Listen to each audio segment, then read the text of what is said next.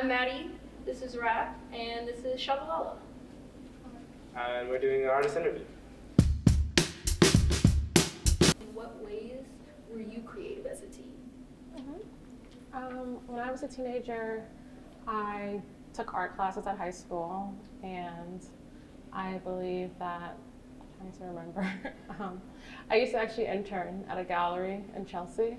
So I used to do that every Saturday. So they used to give me $20 for the whole day. It's like my stipend and a free sandwich. So I used to go to Latino's.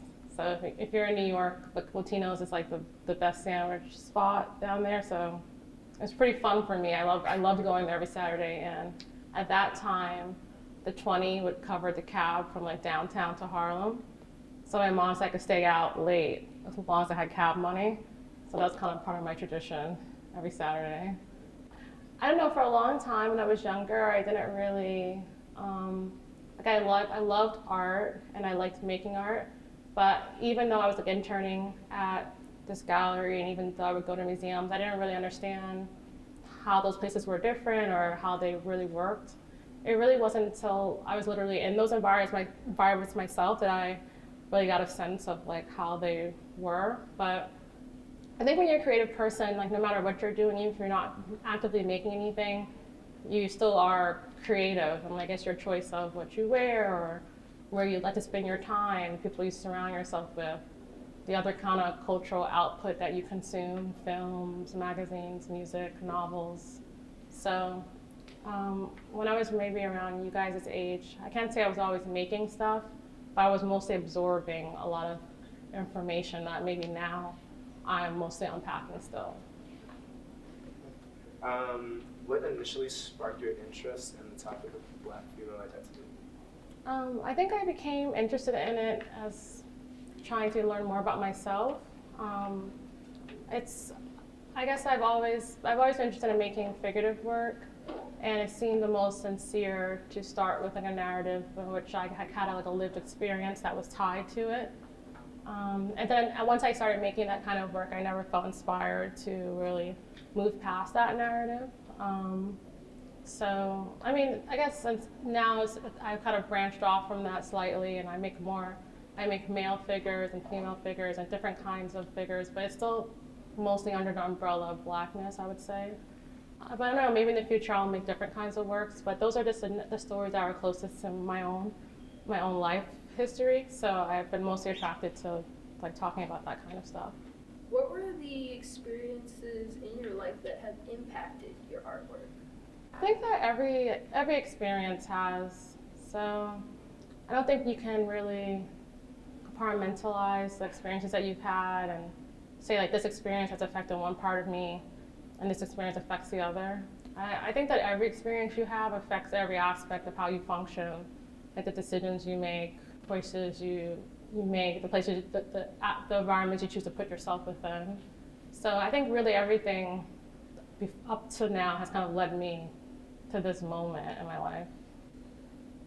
What is a political topic that you consider to be important right now and why?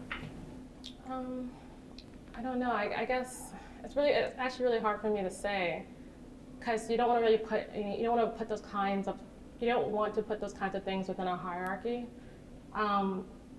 I guess the topic of acceptance should be something that's, I guess, put paramount, or I guess people's well-being, something that should be prioritized at this moment. I feel like so many people are suffering for various reasons, different kinds of disenfranchisements, people being denied the ability to live freely, people being denied certain resources, people's movements being restricted.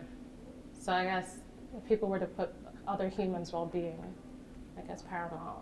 Do you find yourself like creating artworks like through these like topics, through these like kind of like things going on right now?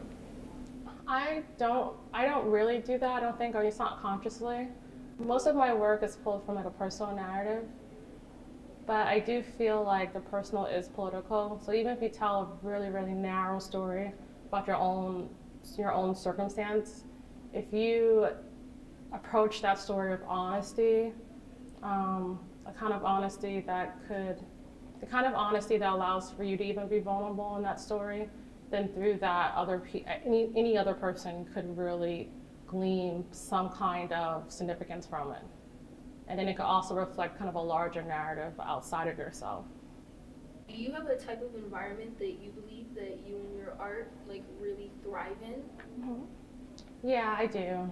For me personally, I like to be in environments where I'm somewhat like isolated.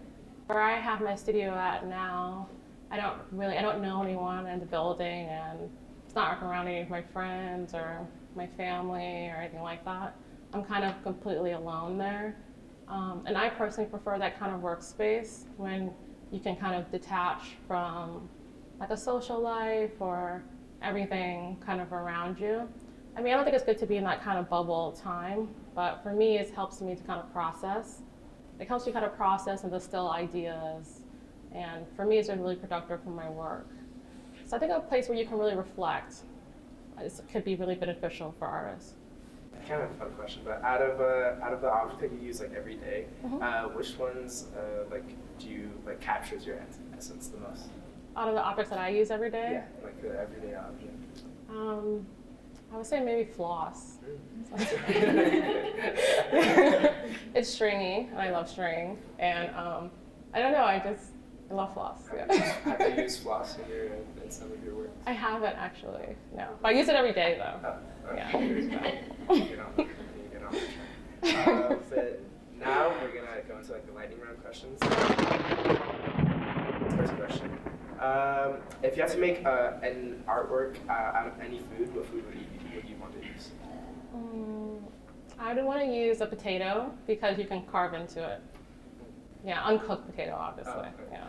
Would you eat it afterwards? Yeah, I could bake it. Whenever I bake potatoes, I actually carve out the centers. I could put a piece of butter into it. That's where I got the idea. Yeah. If you were a shape, what shape do you think you would be? I would like to be. I don't really know the name of it. It's like when you turn a square, so it looks like a diamond. So you're just like turning a square the other way to the side. It's not a rhombus. But it'll still be a square, just Yeah, turned this way. Turn the jar. Different perspective. Yeah. Do you have one person who inspires you? I would say it's all of my loved ones. So my 4 older siblings, my parents, and my partner. So. What medium are you most comfortable using when creating? Drawing, I would say, and printmaking. And describe yourself in one word, if you could. It's so hard. Can I use self? That's a great. It's kind of cheating, but. Can you name 3 songs on your playlist? I have a song by James Brown. Wait, is this a James Brown song? It's something with America in it. I'm so bad with song names, but I know the titles. It's James Brown song about America. Fool's Gold by Jill Scott. And this is all from my R&B checklist. And there's another song, I think it's called Love and Pain or something like that. But it's about how, my favorite lyric in it is that from every flower first came rain. So it's kind of about how you need both negative and positive in life to have any kind of growth. Yeah. So this has been an artist interview with Tschabalala Self. Thank you.